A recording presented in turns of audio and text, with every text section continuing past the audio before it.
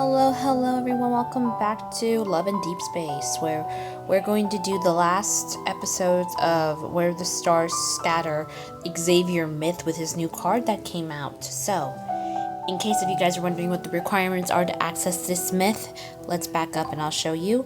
So the requirements for this myth, no, right here. What's going on? Okay. So the requirements for this myth are the following, which we're going to go here Twilight Dew so you can see it. So basically you have to have an affinity with Xavier during level 30, which right here I have 67 with Xavier, which no one get mad at me, I'm going to do it. And basically you have to obtain the memory that coexists with this myth. So in other words, with this myth I ended up getting, I forget which card it was the first one, the one where she's getting saved by him by a horse. That card, not this one. I don't think I got this one. I need to get this one, but I don't want to waste my gems. So, you have to get one of those two cards for the banner, and you'll be able to play this. I'm happy that it's just one of the cards and not both, because then I would be so freaked over. So, we're going to go back to the date, and we're going to do, I think, 6 or 7. If we have enough time, then maybe we'll do 8 and 9 and just finish this up. But here we go. A chorus of voices comes and goes like an ebb flow of water. It's close before suddenly becoming distant as it gradually fades in the depths of murky consciousness. I forgot what we did last episode. I think we just finished the pilgrimage ceremony. I probably should have mentioned that. Yeah, we just finished the pilgrimage ceremony, guys. I wake up again. I find myself lying by the riverside, my sleeves soaked with cold water. Was I unable to remember anything before? As an outsider, my memories slowly fade away like the revenants. Wait, Xavier! I reach before I sit up and look around frantically.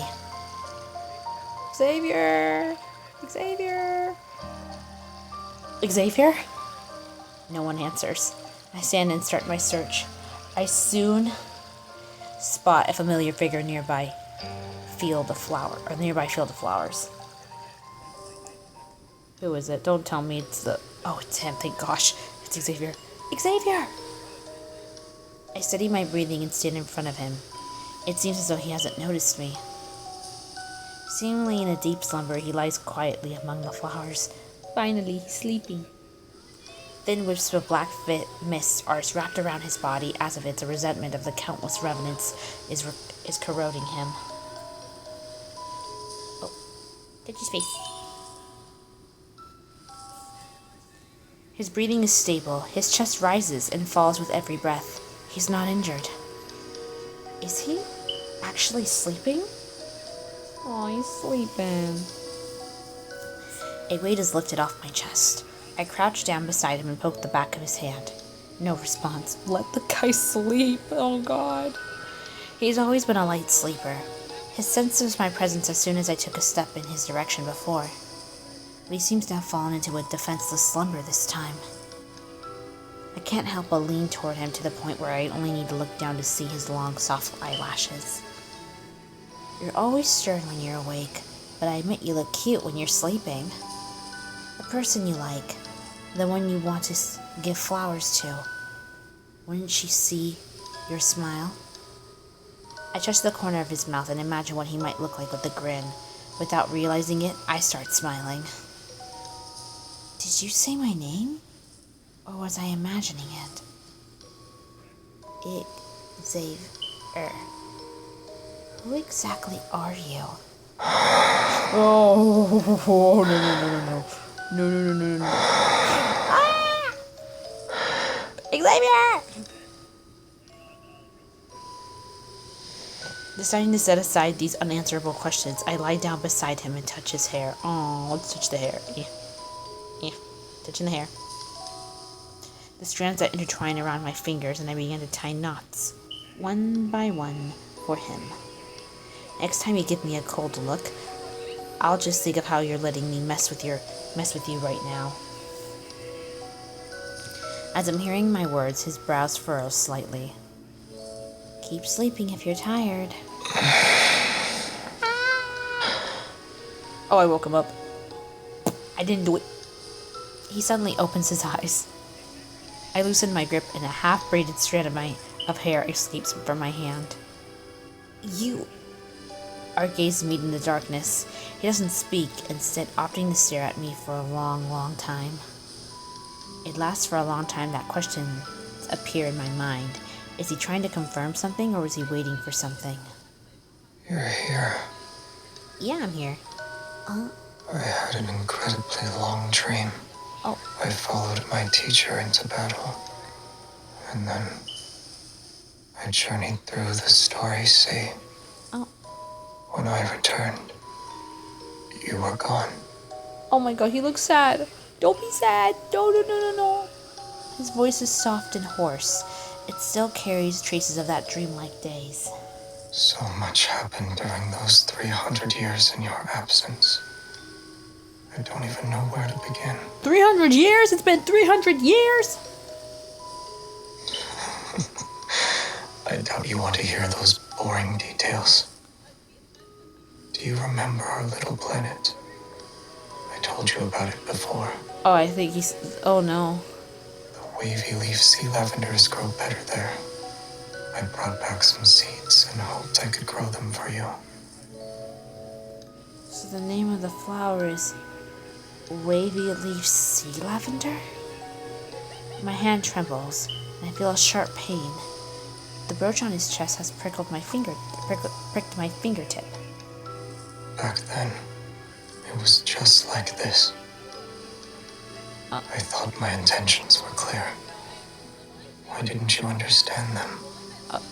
Xavier? Maybe I'm the one who's foolish. You're not foolish, you best boy. I should have been more direct from the beginning. Oh gosh, Xavier, no. He gently holds my fingers carefully, wipes away the drop of blood. When we last saw each other, you said you had feelings for someone. What? No!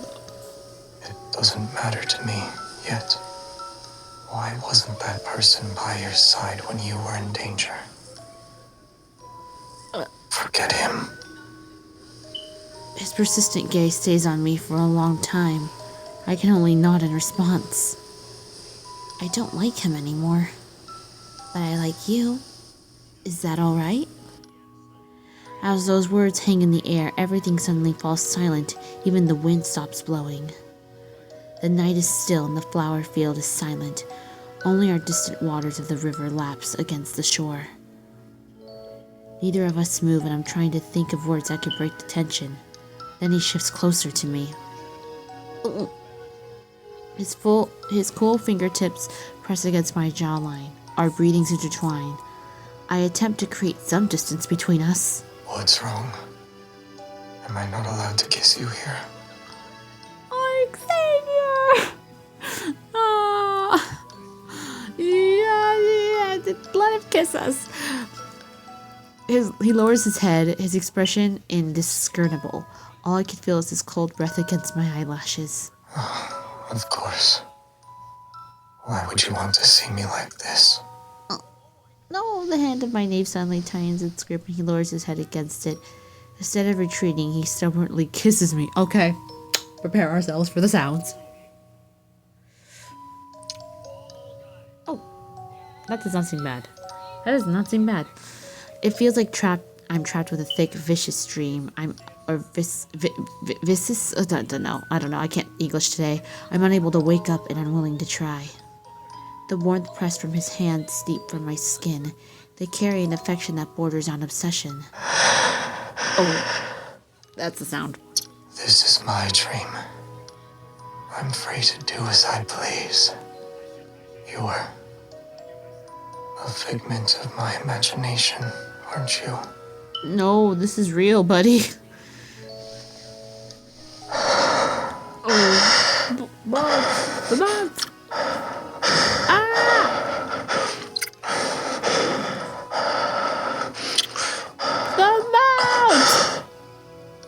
Are you done? As our lips touch, I catch a glimpse of the lumen forest gently swaying. The wind has begun to stir again. Oh boy.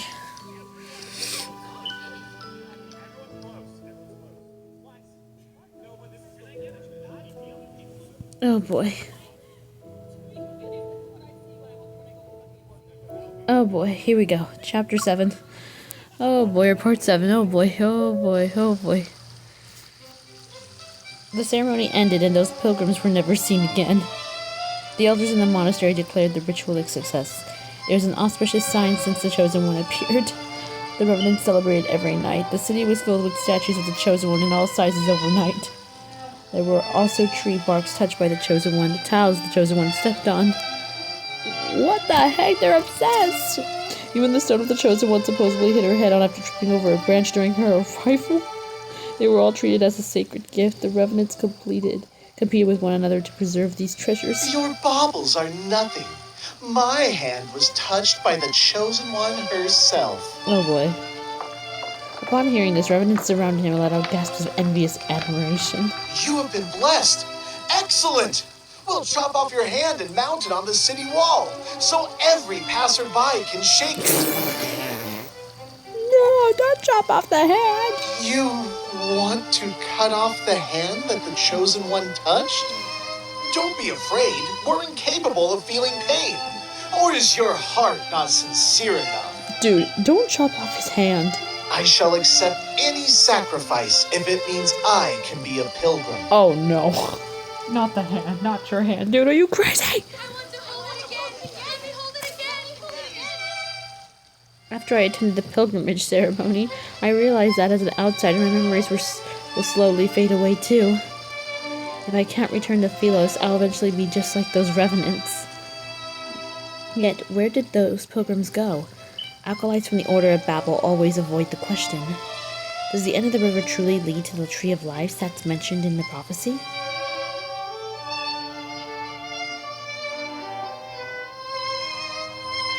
Your solution is to follow in... Oh, no, go back. What the heck happened? Where's the log? Here you go. Your solution is to follow in their footsteps. You'll see where this supposed sacred path of pilgrimage takes you. Okay, they say the river doesn't end. If that's the case, then what happened to those pilgrims? They didn't die, but they didn't live either. No one has seen them since. The river silently flows as the fairies glide across the mirror like black water. A thin mist surrounds us. Come to think of it, if we're measuring how close someone is to the Chosen One, you should have been chosen from the ceremony. I'm honored. You ate meals cooked by the Chosen One, held the Chosen One's hands, and even embraced the Chosen One. And... oh, I could choose. I'm gonna go with this nose. This nose has been touched by the Chosen One. He wrinkles his nose and catches my hand. Breathing the same air as you is the greatest honor. Yeah. These lips have also been kissed. Ahem. Remembering what happened that day, I swallow my words. You don't want to continue? You actually don't remember anything. He responds with the expressionless look, then he turns away. His voice is unexpectedly tinged with the hint of resentment. You're the one who doesn't remember anything. Oh. Not wanting to argue, I focus on what's more pressing at the moment. I need to figure out what happened to those revenants. If anything that crosses the waters of the cinders sinks, perhaps the path they sought is there. How did you get this boat? Oh boy. Oh, I stole it. I think I did. How did you convince someone who doesn't accept credit to lend you this boat? It's a long story. What did I do? Aboarding a ferry numerous times, I gradually became acquainted with the ferryman of the cinders. Occasionally when he wanted to rest uninterruptedly, I would volunteer to take over. He didn't agree to it at first and always refused the cold expression, but at time passing, he eventually let me handle it. When I encountered revenants who wanted to cross the river despite lacking coins, I didn't turn them away. I asked them to tell me stories as a form of payment. Okay. When he discovered this, he always turned a blind eye. As for his background and why he serves a ferryman for the river, I asked him out of curiosity before, but he's always refused to talk about it. Okay.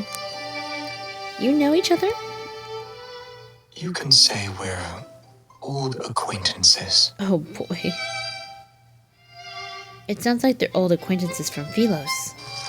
As we gradually sail from the city, we can see the desolate forest of the west burning. Acrid grey smoke rises skyward. More revenant knights have been gathered at the edge of the forest, and the strife is becoming more prevalent. Consumed by resentment, they fight each other with the hatred from where they were alive. Their screams echo amongst the dead, branches, and fallen leaves. As the bishop foretold, signs of the apocalypse are once again re-emerging from the ruined city walls. I was unaware you were skilled at ferrying. After the bow hits a submerged shoal and spins around several times, he can't bear to watch anymore. He takes the oar from my hand. Oh, it's okay, I can do it. I lost track of time. Black clouds gradually cover the full moon. The scenery around us grows increasingly dark and desolate. Something's not right. The boat creaks and the river's current becomes turbulent, starting ravens fly in all directions. A chill creeps up from the water's surface and latches onto my skin. After passing through the dense fog, the river widens as if we arrive to a boundless sea. Where are we? The waters thrash violently like an untamed beast. The looming threat of danger is palpable. I don't want this. I don't want to be trapped here. Join me. Become part of these dead waters. I don't want to. These voices, why are they coming? Where are they coming from? Wait, don't fall in. Under the water surface, countless invisible hands seem to reach out. Hatred pushes them into maliciously tossing our boat back and forth. I grip the edge of the boat with all the strength I can muster. Pain pulsates throughout my chest without warning. My vision blurs as though invisible hands are squeezing my heart. The inky black water transforms into countless gold veins. I could almost believe streams of energy are flowing downward. I feel awful. It's like my strength is being drained away. Watch out. Increasingly violent currents strike our boat. The river's surface discards its serenity and transforms into a massive whirlpool. At that moment, and like a seed, I am plunged into the darkness unknown to all. When I open my eyes, I find myself curled in a warm embrace. Our capsized wooden boat somehow glides smoothly along the riverbed. Mist reminiscent of the veil accompanies us. I can hear the rapids of foam washing over, sharp reefs, but I can't see the dangerous shallows. On the other side of the river, Cinderfell's shore fades from view, and despite being underwater, I feel the moist air. The current gradually calms. Our boat continues to move along the dark underwater passage, for the time before finally hitting a shallow bank.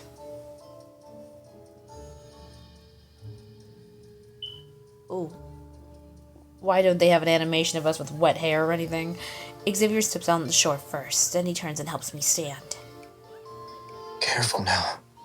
If you fall in, you won't be able to float back up. Okay. Despite the fact the water here barely reaches my ankles, the cave before us is endless. Strange tiny particles of light flow in the air. Warm and bright, they feel oddly familiar. I can't almost believe this energy was once part of me. A profound realization washes over me. Perhaps this is the sacred path of pilgrimage, the road that leads to Philos. Oh, we're walking. Let's go. The archives of the Order of Battles Monastery have record of a certain Philosian legend. It spoke of a mysterious cave that was connected to the center of the planet. Could this be the cave that connects to Philos and Cindersfell? You have quite the imagination. Thank you. The sound of flowing water gradually fades behind us as we venture deeper. The further we go, the more scenery unfolds before us. Look at these light particles. They keep increasing in number and brightness. Perchance the pilgrims are found themselves in this place. Hold on.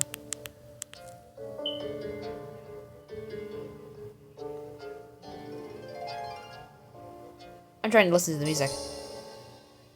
It reminds me of jazz for some reason.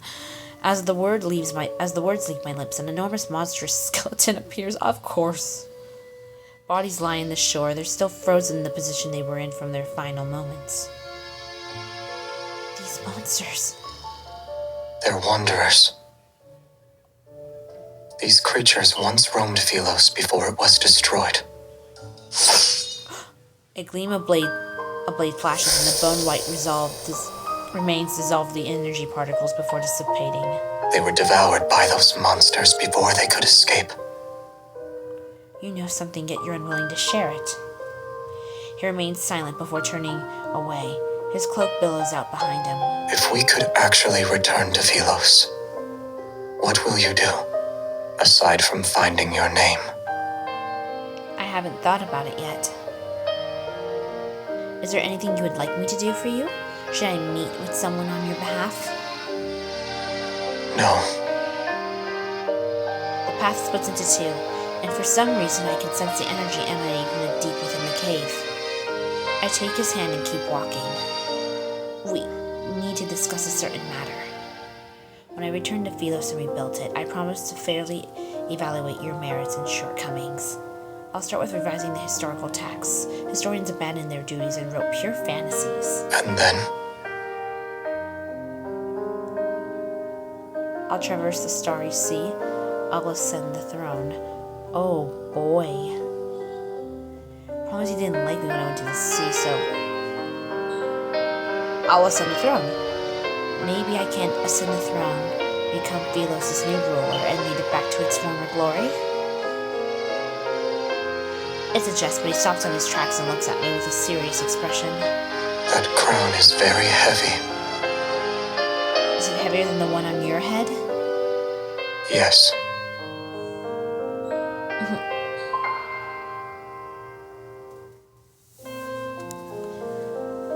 I see. In that case, I'll disregard this opinion.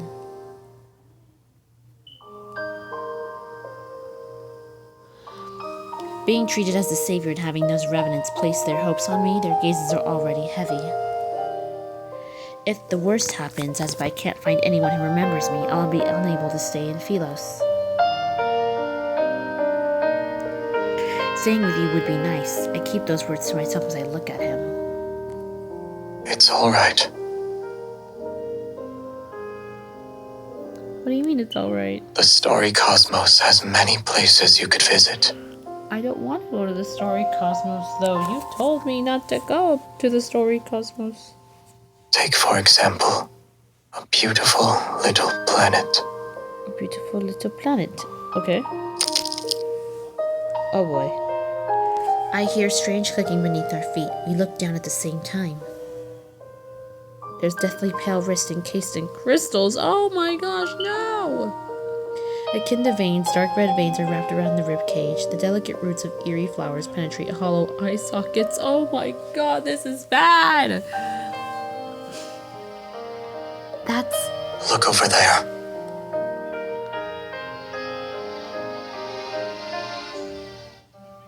I'm looking. In the distance, a twisted tree looms. It isn't a real tree, but one formed of countless crystallized skeletons. They're stacked and entangled with one another. Their twisted forms are similar, but they step on those beneath them in a futile attempt to reach for something on high. Thin veins ensnare the crystallized remains. Together they form a thick trunk-like structure that deepens embedded in their planet. Oh god. That's... 1,000 horrified thoughts flood my mind. This is the tree of life? It's a tree made of corpses. I've never seen these people before, yet I've recognized their clothing as garments that belong to Philos. Each and every one of their expressions are filled with despair and terror. They're like souls in the depths of hell who are seeking salvation. Were these Philosians trapped here? Why? Philos is an artificial planet. Oh, it's a planet. He suddenly speaks. I turn to Xavier. Their pretense of eternity depends on an energy source called a protocore. Okay. Protocore? Familiarity washes over me again, and for some reason a sadness surfaces. The planet found itself on the verge of collapse after its energy was depleted. However, the most scholarly elder in the royal capital had a solution. The royal family discovered an uninhabited area the chaotic protofield in Starfall Forest. It was located in the southern region of the planet. Deep within that forest is a cave. It leads directly to the heart of the planet. So long as humans were thrown into that cave, the planet's energy would never be depleted. Like the people who thought this system was justified, the planet possessed an insatiable greed. He looked at those crystals that can no longer be called human. They're the victims who were used as fuel. Oh my god. Did anyone escape and live to tell the tale? I had looked at Xavier, but I already know the answer in my heart. No. He starts walking again, moving past the tree as he continues forward. Those who defied orders and went to investigate disappeared after entering the cave. The number of sacrifices required inevitably increased. No one would be willing to sacrifice themselves for a plan unless was for a good reason. Thus, the royal family came up with a plan to cover up their crimes. They no longer kept the sacrifices secret. They used honor to disguise it and called it a pilgrimage. To maintain a false eternity, they needed to weave lies one after another. Every member of the royal family had to bear the burden of perpetuating these lies. You were the one who ended it. He shakes his head. Ironically, the one who did that wasn't even remembered. Although our surroundings were quiet, I can almost hear everyone's desperate cries for help as they face death. Now you know the truth. Do you still consider Philos your homeland?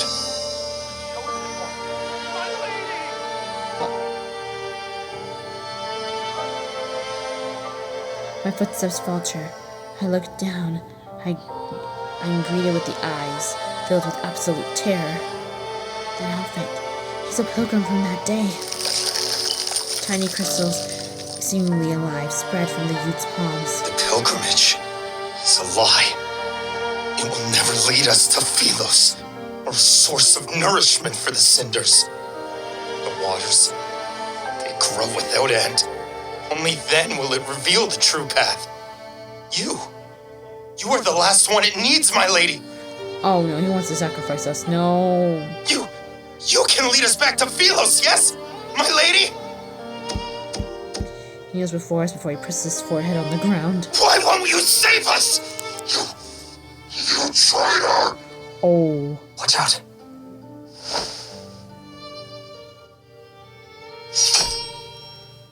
Xavier wraps his arm around my waist and pulls me back. His sword draws a black and gold arc. It rushes forth and slices the figure's waist. The pilgrim who transformed into the wanderer falls to his knees. He prostrates towards the tree as he's worshipping it. The crisis has passed and light behind the pilgrimage was exposed. Yet now I know that we can never return to Philos. So that's the truth of the matter. We're going back. Okay. You never know when these things don't end. After we return, we seemingly have an unspoken agreement not to discuss the path of pilgrimage. All those memories of Philos are nothing more than obsessions about past illusions. Was I one of those sacrifices? And if I was necessary, then no one remembered me. And after learning all this, I'm surprisingly find myself at ease. Have you thought about your plans for the future? Assuming you can't return to Philos. I'll stay here for now. Tomorrow's problems can wait until tomorrow. At least, I'm free at the moment. The small boat sways gently at the river's surface. For some reason, tonight's moonlight seemed especially bright. Here. He grabs my wrist and places a small object in my hand. Is this a gift? Yes. It's a special protocore. A trinket from Philos. It may be a fragment, but you'll find a use for it. Are you sure it's not a small stone or a pebble?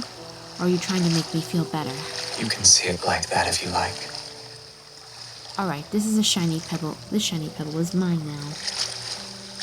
Although I want his flowers more.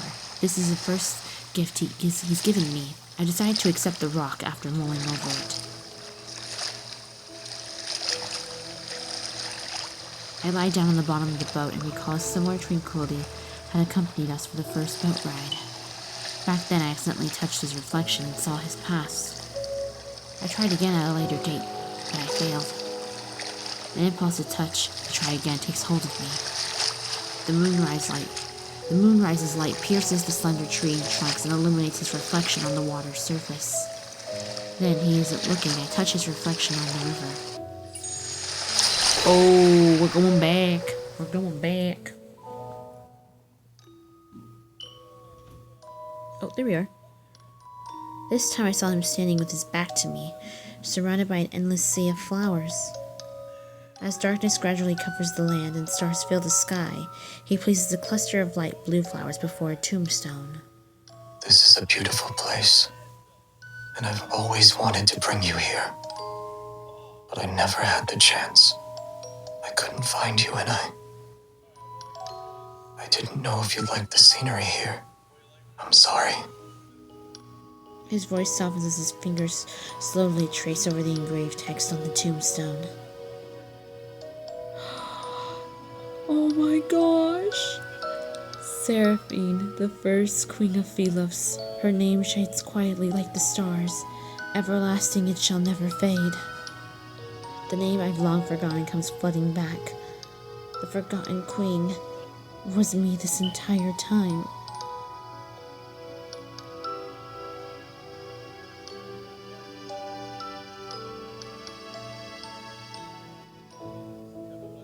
Alright, that's where we're ending it.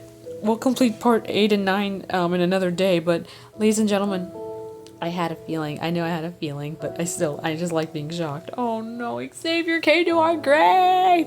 No! That is the worst thing in the world. Like, you going, and then, like, your grave is right there, and then you see, like, your friends gathered around it, like... Sorry, I don't know if no one's ever experienced, but that for me is sad. Especially like if I'm there in ghostly form and I'm like, I'm right here, and then everyone's like crying and I'm like, no! Oh god.